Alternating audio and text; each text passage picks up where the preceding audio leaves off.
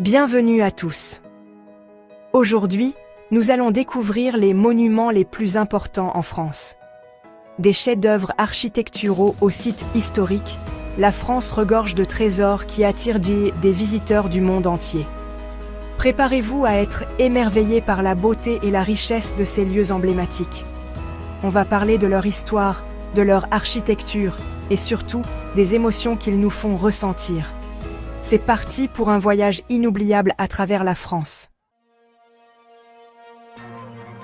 Difficile de parler de la France sans évoquer la silhouette iconique de la Tour Eiffel.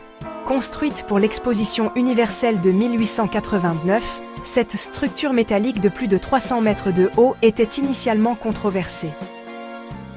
Imaginez un peu, une structure aussi imposante à une époque où les bâtiments les plus hauts étaient des églises.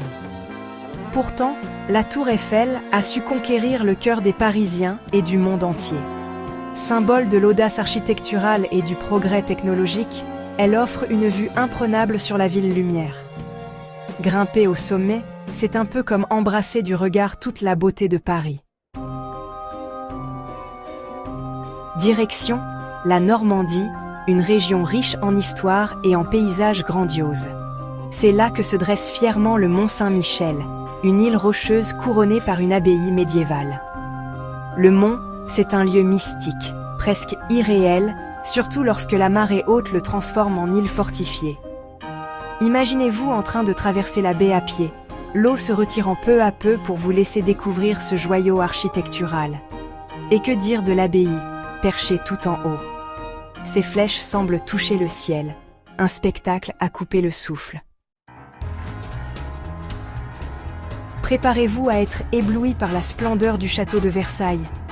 Résidence des rois de France, ce palais grandiose est synonyme de luxe et de raffinement. On imagine aisément les rois et les reines se promenant dans la galerie des glaces, une salle étincelante de dorures et de lumière. Et que dire des jardins? Un véritable chef-d'œuvre de l'art paysager français, avec ses fontaines, ses statues et ses parterres de fleurs parfaitement symétriques. Versailles, c'est un voyage dans le temps, une immersion dans la France royale. Impossible de ne pas ressentir une émotion particulière face à Notre-Dame de Paris.